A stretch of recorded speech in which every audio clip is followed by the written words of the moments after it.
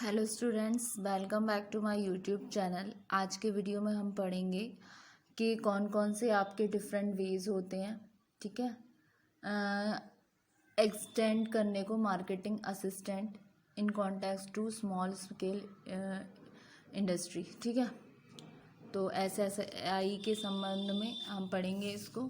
तो प्रीवियस वाले वीडियो में स्टूडेंट्स हम मार्केटिंग के चैनल्स के बारे में पढ़ा था। हमने मार्केटिंग के कंसेप्ट को समझा था, फाइनेंस कहाँ कहाँ से रिकवर होता है, कौन कौन से उसके सोर्सेस होते हैं, वो सारा कर चुके थे।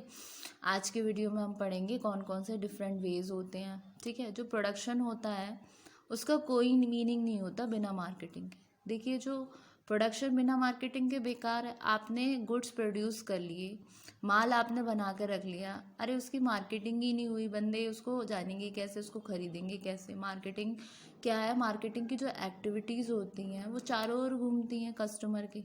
ठीक है, कस्टमर को एक तरीके से किंग माना जाता है और मतलब मार्केट का। अगर उसी की ओर नहीं घूमेंगी तो क्या फ़ायदा ऐसे प्रोडक्शन का। तो मॉडर्न कॉन्सेप्ट जो होता है मार्केटिंग का, वो एक तरीके से टोटल सिस्टम है आपको जो इंटरेक्ट करने में बिजनेस एक्टिविटीज़ का, जिसके ध्यान में रख के चीज़ों को डिज़ाइन किया जाता है, प्लान किया जाता है, प्राइस किए जाते हैं, प्रमोट किया जाता है और डिस्ट्रीब्यूशन किया जाता है। मतलब पर्टिकुलर 4P आ गई, 4Ps आ गई आपकी मार्केटिंग की, जिसका मेन मोटिव होता है want satisfying product and services provide करना कंज्यूमर को। ठीक है, पहले का जो ट्रेडिशनल कंसेप्ट था उसमें क्या होता था? उसमें होता था आपका प्रॉफिट मैक्सिमाइजेशन। लेकिन जो आपका नया कंसेप्ट है वो बोलता है कि वो तो मैक्सिमाइजेशन तो हो, लेकिन सबसे पहले क्या ज़रूरी है? प्रॉफिट मैक्सिमाइजेशन से पहले ज़रूरी है कस्टमर का सेटिस्फाइड होना। तो सबसे पहले कस्टमर सेटिस्फैक्शन आता है, देन आपका प्रॉफिट मैक्सिमाइजेशन। पहले कस्टमर का संतुष्ट होना बहुत ज़रूरी है। जब कस्टमर संतुष्ट होगा तभी आगे की चीज़ें चलेंगी। ठीक है, फिर इसमें the marketing assistant should be given to the SSI and account of the following problems. इसमें कुछ प्रॉब्लम्स क्या क्या आती हैं? Competition from large scale sector से कंपटीशन। ठीक है, लैक ऑफ सेल प्रमोटर की कमी आ गई, हमें प्रमोटर नहीं मिले। प्रमोटर क्या हो गए? वही तो होते हैं जो प्रमोट्स करते हैं। ठीक है, तो कुछ मार्केटिंग असिस्टेंट को SSI इन अकाउंट ऑफ में कुछ प्रॉब्लम्स आती हैं। एक तो आ गया वीक बार्गेनिंग पावर, मतलब कमज़ोर बार्गेनिंग पावर। ठीक है, तो डिफरेंट वेज होते हैं एक्सटेंड करने के लिए मार्केटिंग असिस्टेंस को टू SSI यूनिट्स में। ठीक है, तो कुछ फॉलोइंग वेज हैं जिससे हम एक्सटेंड कर सकते हैं मार्केटिंग असिस्टेंट को SSI यूनिट्स में। जैसे कि फर्स्ट आया आपका स्टैटिकल मेथड क्या हो गया? आपने स्टैट्स में पढ़ा होगा टाइम सीरीज और मल्टीपल रिग्रेशन एनालिसिस पढ़ा था ना, X ऑन X।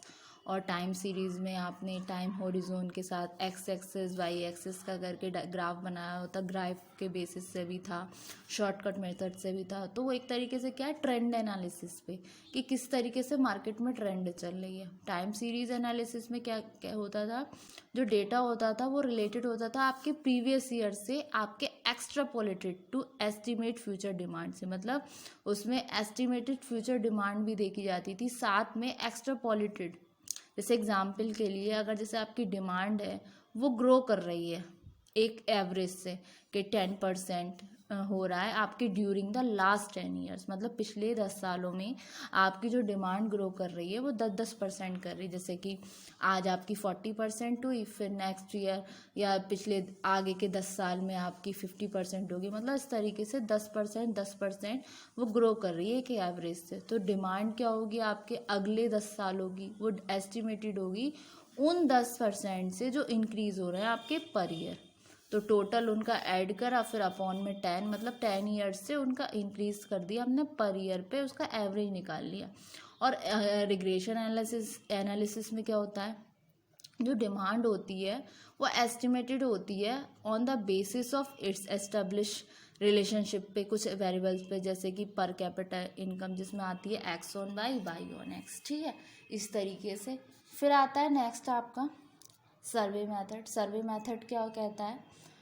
ये बहुत ही इम्पॉर्टेंट इंफॉर्मेशन गेनिंग मेथड होता है। इसमें क्या होता है, इंफॉर्मेशन जो होती है डिमांड्स के बारे में वो कलेक्टेड होती है डीलर्स के थ्रू, सेल्स पर्सन के थ्रू और एक्सपर्ट्स के थ्रू। उसमें सारे सर्वे किए जाते हैं उनके ओपिनियन के बेसिस पे, और किस तरीके की डिमांड इस समय ट्रेंड में है उसको कैलकुलेटेड किया जाता है। तो एक सर्वे निकल कर आता है, सर्वे रिपोर्ट निकल कर आती है, तो वो होता है आपका सर्वे मेथड। उस बेसिस से ये जो मार्केटिंग असिस्टेंट है वो एस्टैब्लिश करते हैं स्मॉल स्केल इंडस्ट्रीज़ को मार्केट में, मतलब आपके रीजनेबल एरिया में, जोग्राफिकल एरिया में, इस तरीके से। ठीक है, फिर आता है लीडिंग इंडिकेटर मेथड। इसमें क्या होता है, कुछ इंडिकेटर्स होते हैं जो मूव अप होते हैं और डाउन अहेड होते हैं दूसरों पर, जैसे ऑब्जर्व करते हैं। इसमें movement of such leading indicator, जो इवेंट होते हैं वो फॉलो किए जाते हैं, प्रिडिक्टेड किए जा सकते हैं। जैसे एग्जाम्पल के लिए increase in production of vehicles, मतलब पिछले टाइम में कितना प्रोडक्शन में व्हीकल्स में इंक्रीजमेंट हुआ।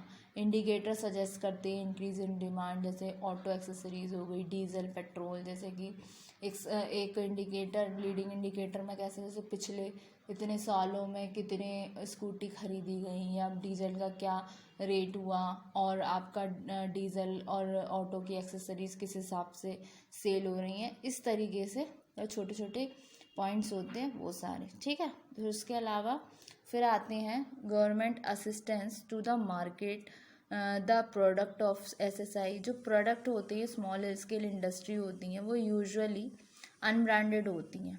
ठीक है, इसलिए वो डिफ़िकल्टीज़ को फेस करती हैं अपने मार्केटिंग में। तो इंश्योर करने के लिए smooth sale of their product, government buy करती है कुछ प्रोडक्ट्स को अपने स्मॉल फर्म्स के लिए, जिसमें आपका एक आता है NSIC। ये क्या हो गया, national small scale industrial corporation. ठीक है, तो ये सेटअप हुआ था आपका 1955 में, और ये हेल्प करता है स्मॉल स्केल यूनिट्स को, सिक्योर करता है ऑर्डर्स को from the director general of suppliers and disposal. उसके बाद में जो आपकी गवर्नमेंट ऑफ इंडिया है वो एक्सटेंड करती है फॉलोइंग वेरियस फैसिलिटीज़ को स्मॉल स्केल यूनिट्स में, जो रजिस्टर्ड होती हैं आपकी NSIC के थ्रू, यानी कि जो national small scale industry corporations होती हैं। ठीक है, सिंगल पॉइंट रजिस्ट्रेशन स्कीम, जिसमें पब्लिक एंटरप्राइज कंसल्ट करती है in order to help them in marketing their products.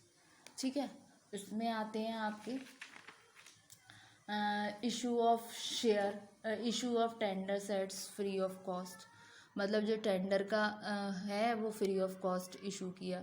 उसके बाद में एग्जेम्पशन हो गई from payment of earnest money, एक तरीके से छूट कहते हैं ना, एग्जेम्प्टेड इनकम, तो अब एग्जेम्प्ट कर दी। फिर आगे आपका next, price preferred up to 15% over the quotations of the large scale units. जो प्राइस प्रेफरेंस है वो अप टू 15% कर दिया गया है ओवर द कोटेशन जो होती हैं आपकी लार्ज स्केल यूनिट्स में। ठीक है, तो ये था आपका NSIC से संबंधित चीज़ें। NSIC क्या होती है, गवर्नमेंट की असिस्टेंस। ठीक है, तो स्टूडेंट आज के वीडियो में हमने डिफरेंट वेज पढ़े एक्सटेंड करने की, जिससे मार्केटिंग असिस्टेंस होती है टू SSI यूनिट्स में। ठीक है, उसके अलावा हमने जो आपका था NSIC के बारे में पढ़ा कि नेशनल स्केल जो था NSIC क्या था आपका, national small scale industry corporation के बारे में पढ़ा। ठीक है, तो आज तक के वीडियो में इतना सही है। फिर नेक्स्ट वाले वीडियो में मैं आपको कराऊंगी marketing development assistance scheme, MDA, जिसको शॉर्ट में बोलते हैं। काफ़ी इम्पॉर्टेंट है, इसके ऑब्जेक्टिव क्या होते हैं, इसके एंटायर कंसेप्ट क्या होता है। ठीक है, तो वो जानना भी ज़रूरी है। ठीक है, रिगार्डिंग एंटरप्रेन्योरशिप डेवलपमेंट के बारे में। ठीक है, तो होप सो स्टूडेंट आपको लेक्चर में इतना तो समझ आ गया होगा कि क्या क्या डिफरेंट वेज होते हैं। देखिए, जो प्रोडक्शन होता है आपका वो बिना किसी मार्केटिंग के मतलब सही नहीं रहता है, उसका कोई मीनिंग ही नहीं है। तो इसलिए मॉडर्न कॉन्सेप्ट जो मार्केटिंग का वो एक टोटल सिस्टम है, इंटरेक्ट करने में बिजनेस एक्टिविटीज़ का, जो डिज़ाइन करता है, प्लान करता है, इसमें आपके सारे 4 P's आते हैं। गवर्नमेंट असिस्टेंस में आपके NSIC आ गया, फिर उसके अलावा कुछ मार्केटिंग की डेवलपमेंट असिस्टेंट स्कीम आती है। MDA के बारे में मैं आपको आगे वाले लेक्चर में बताऊंगी। उसके अलावा कुछ हम एंटरप्रेन्योर सपोर्ट सिस्टम के बारे में भी पढ़ेंगे, ठीक है, जिसमें आपकी बैंक्स वगैरह आती हैं और डिस्ट्रिक्ट इंडस्ट्री सेंटर आ जाते हैं, स्टेट फाइनेंशियल कॉरपोरेशंस आ जाती हैं, स्मॉल इंडस्ट्री सर्विस इंस्टीट्यूशंस आते हैं। तो आज की वीडियो में तो सिर्फ इतना ही सफिशिएंट है, क्योंकि अभी आप इसको पढ़ेंगे फिर आगे पढ़ाऊँगी तभी समझ आएगा, वरना बहुत ज़्यादा मैशअप हो जाएगा और कंसेप्ट क्लियर नहीं हो पाएगा। तो स्टूडेंट्स, और प्रीवियस वाले वीडियो में जो मैंने आपको मार्केटिंग के चैनल पढ़ाए हैं और मार्केटिंग का कंसेप्ट समझाया, उसको पढ़ लीजिए। और जो सोर्सेस हैं आपके फाइनेंस के, ये जो क्वेश्चन था सोर्सेस ऑफ फाइनेंस और सोर्सेस ऑफ कैपिटल, मैंने देखा था प्रीवियस वाले वीडियो में, मतलब प्रीवियस वाले पेपर्स में ये क्वेश्चन को ज़्यादा ही आया हुआ है, तो आप इसको भी पढ़ लीजिएगा। इन 2 क्वेश्चन को अच्छे से प्रिपेयर कर लीजिए, जिसमें सोर्सेस ऑफ फाइनेंस हो गए, सोर्सेस ऑफ कैपिटल हो गए। उसके अलावा ये जो मैं करवा रही हूँ आपको स्मॉल स्केल इंडस्ट्री यूनिट्स के बारे में, जो डिफरेंट वेज हैं जिससे एक्सटेंड होती है मार्केटिंग, ये भी स्कीम जो MDA है ये भी काफ़ी आई हुई है, NSIC भी आई हुई है। तो स्टूडेंट्स इनको भी पढ़ लीजिएगा, ठीक है। तो होप सो आपको ये लेक्चर अच्छा लगा, और ये आपके 1-2 अभी टॉपिक होने के बाद ये वाली यूनिट भी आपकी फिनिश हो जाएगी, ठीक है। तो जितने मैंने वीडियोस में आपको नोट्स प्रिपेयर कराए हैं, जितना मैंने पढ़ाया है, उसके आप पॉइंटर्स नोट्स बना लीजिएगा, ठीक है। तो वो आपको अच्छे से एग्ज़ाम्स के लिए सफिशिएंट होगा। तो होप सो स्टूडेंट आपको ये लेक्चर समझ आया। नेक्स्ट वाले वीडियो में हम मार्केटिंग डेवलपमेंट असिस्टेंस को पढ़ेंगे, उसके अलावा एंटरप्रेन्योर सपोर्ट सिस्टम को पढ़ेंगे। तो थैंक यू वेरी मच।